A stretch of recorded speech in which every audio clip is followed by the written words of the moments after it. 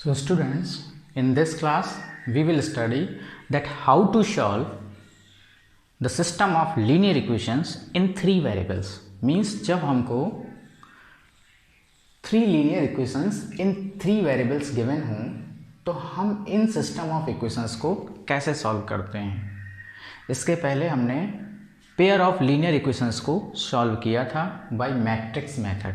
तो इसी मेथड से अगर हमको थ्री इक्वेशंस गिवन हैं तो हम कैसे सॉल्व करते हैं, आज हम लोग इसको स्टडी करेंगे। ठीक है, तो बिल्कुल सेम प्रोसेस है जो 2x2 में था, वही प्रोसेस यहाँ पर भी है, बस यहाँ पे कैलकुलेशन थोड़ा ज़रूर ज़्यादा हो जाएगा।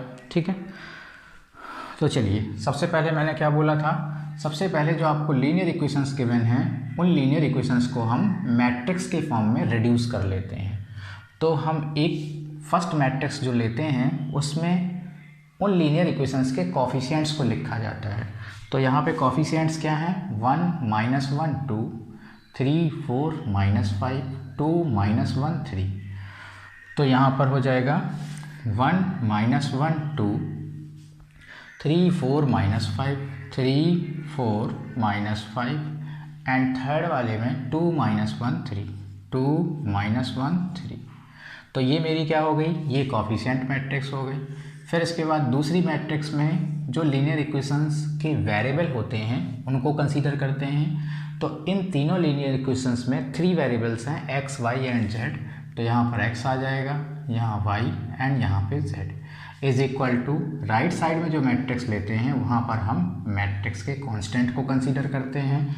तो इन मैट्रिसेस में इन इक्वेशंस में जो कांस्टेंट हैं वो क्या है, प्योर कांस्टेंट 7 -5 12। ठीक है, ये जो मैट्रिक्स है इसमें सारे वेरिएबल्स के कोफिशिएंट्स हैं, इसमें सारे वेरिएबल्स हैं और इसमें इक्वेशंस के जो कांस्टेंट हैं वो हैं। ठीक है, शॉर्ट में इसको हम क्या लिखते हैं a, इसको क्या लिखते हैं x और राइट साइड वाली को b। तो मुझे किसकी वैल्यू निकालनी है, x की वैल्यू निकालनी है। तो x इज इक्वल टू हो जाएगा a inverse into b। So x is equal to a inverse क्या होता है, adjoint of a upon determinant of a into b। Okay, तो अब मुझे क्या करना है, ये चीज़ें कैलकुलेट करनी है।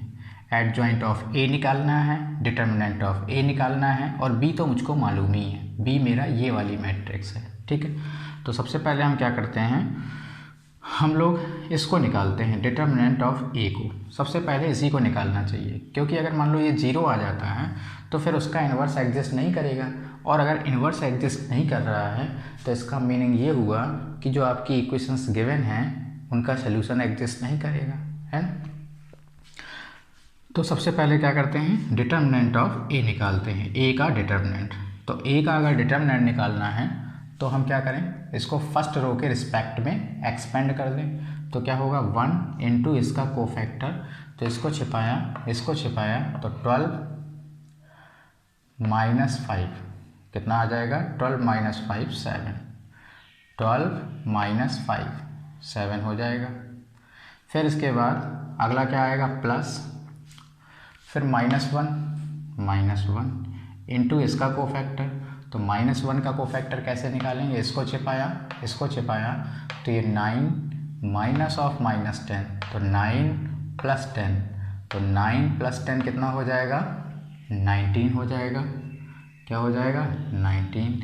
लेकिन इसकी पोजीशन क्या है, 1 2 है, इसलिए 1 2 के कारण यहाँ पर एक माइनस साइन भी आएगा क्योंकि कोफैक्टर में प्लस माइनस भी चलता है ना, और वो किस पे डिपेंड करता है, उस एलिमेंट की पोजीशन पे। फिर इसके बाद अगेन +2 कंसीडर किया और 2 का कोफैक्टर, तो इसको छिपाया तो -3 -8, तो ये आ जाएगा -11 और ये -11 ही रहेगा क्योंकि एक्स्ट्रा कोई माइनस नहीं आएगा। तो ये हो जाएगा 7 + 19 -22, 7 + 19 -22। सो ये 26 -22 कितना आ गया, ये आ गया 4। कितना आ गया, 4। 26 -22 4। सो डिटर्मिनेंट ऑफ a की वैल्यू आ गई 4। यहाँ तक बात समझ में आ गई। अब हम क्या करेंगे, अब हम निकालेंगे adjoint of A, adjoint of A. अब मुझे क्या निकालना है, अब निकालना है adjoint of A, adjoint of matrix A. तो एडजॉइंट ऑफ ए कैसे निकाला जाता है, जो कोफैक्टर मैट्रिक्स होती है उसका ट्रांसपोज जो होता है वही तो एडजॉइंट ऑफ ए होता है। तो यहाँ पर हम कोफैक्टर्स लिखेंगे तो ये क्या हो जाएगा, कोफैक्टर मैट्रिक्स। फिर इसका ट्रांसपोज भी करना है तो यहाँ पर हमने डैश भी लगा दिया, मतलब कोफैक्टर मैट्रिक्स का जो ट्रांसपोज होगा वो क्या हो जाएगा, एडजॉइंट ऑफ ए। तो यहाँ पे मुझे क्या लिखना है, कोफैक्टर्स लिखने हैं सारे एलिमेंट्स के। फिर इसके बाद जब हमारे पास ये मैट्रिक्स आ जाएगी तो इसका ट्रांसपोज कर देंगे तो वो एडजॉइंट ऑफ ए एक्चुअल में आ जाएगा। तो चलिए स्टार्ट करते हैं। फर्स्ट रो के जो एलिमेंट्स हैं इनके कोफैक्टर्स तो ये लिखे हुए हैं 7 -19 -11, 7 -19 -11। अब सेकेंड रो में आ जाते हैं तो इसका कोफैक्टर, इसको छिपाया इसको छिपाया तो -3 + 2, तो -3 + 2 आ जाएगा -1, लेकिन due to the position it will become +1। फिर इसके बाद इसका कोफैक्टर, इसको छिपाया तो 3 - 4, 3 - 4 आएगा -1, यहाँ पर -1 हो जाएगा। फिर इसके बाद इसका कोफैक्टर, इसको छिपाया तो 1 माइनस का एंड प्लस का 2, -1 + का 2 तो कितना आएगा, +1 आएगा, लेकिन due to the position of this element वो +1 हो जाएगा -1।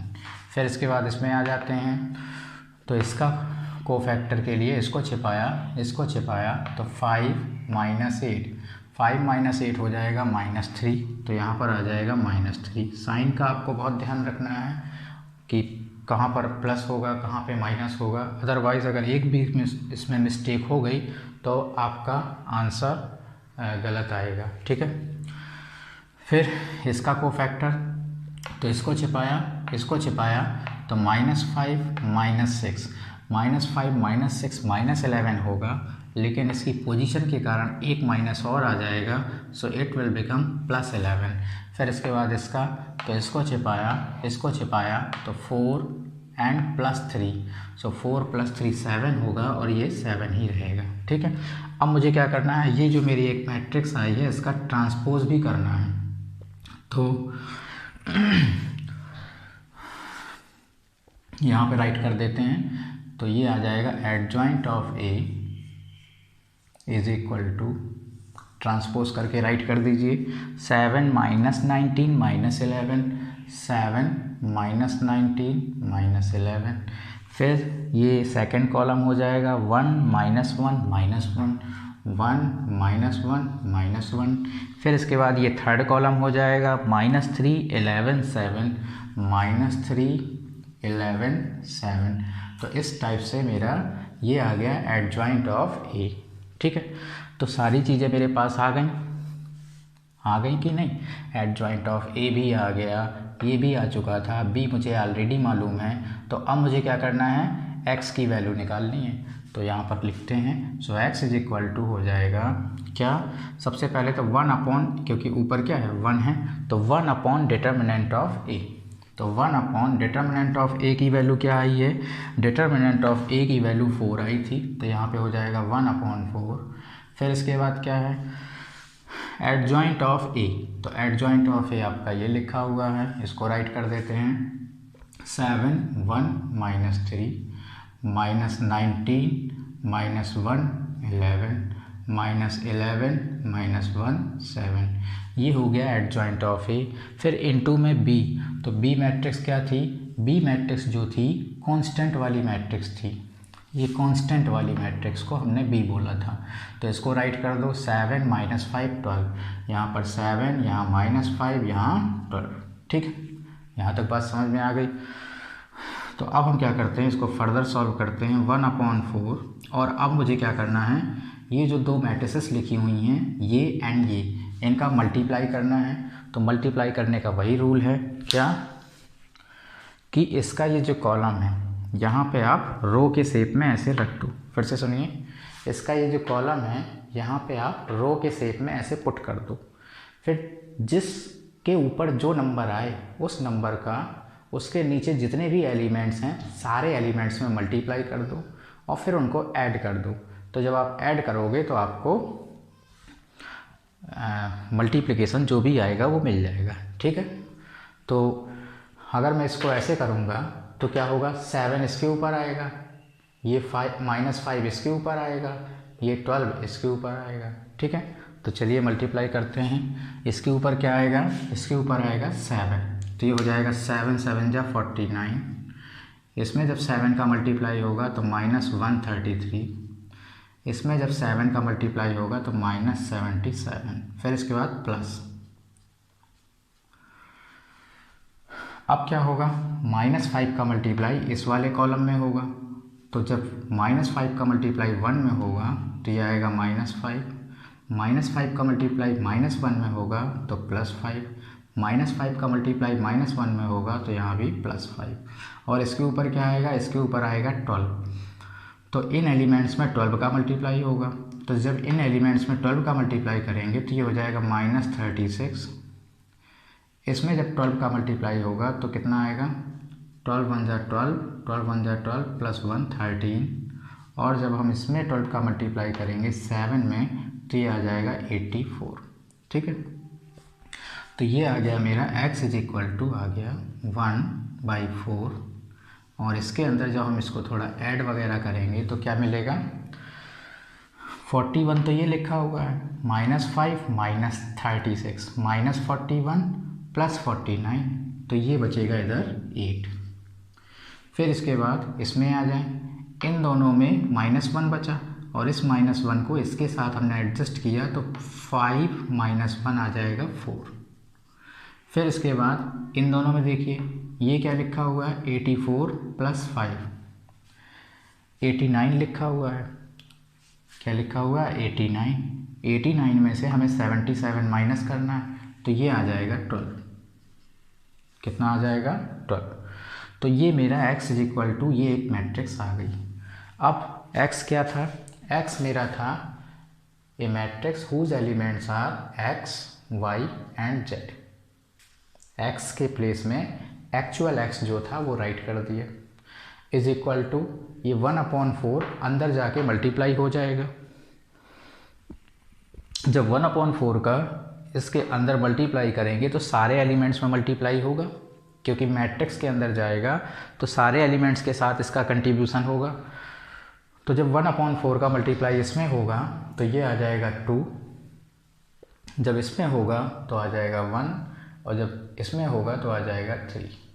तो इस टाइप से दिस मैट्रिक्स दिस मैट्रिक्स।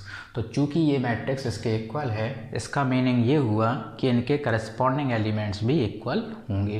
तो x किसके इक्वल हो जाएगा, x हो जाएगा 2, y हो जाएगा 1, z हो जाएगा 3।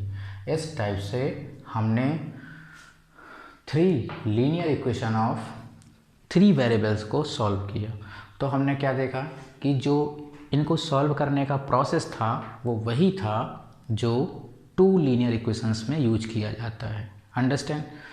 तो कितने भी लीनियर इक्वेशंस हमको गिवन हों, सॉल्व करने का जो प्रोसेस है वो यही है, बस आपका वर्कआउट वो थोड़ा आपका बढ़ जाएगा। ठीक है, तो बच्चों ये बहुत इंपॉर्टेंट क्वेश्चन भी है, एग्ज़ाम में यही क्वेश्चन पूछा जाता है।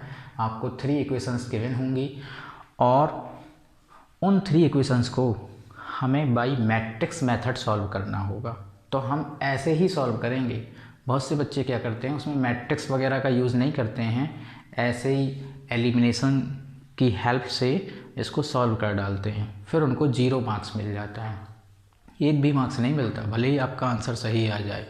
तो अगर मैट्रिक्स मेथड से करने को आएगा तो हम उसमें मैट्रिक्स का यूज़ नहीं करेंगे तो हमको फुल मार्क्स नहीं मिलेंगे। फुल क्या, 1 भी मार्क्स नहीं मिलेंगे।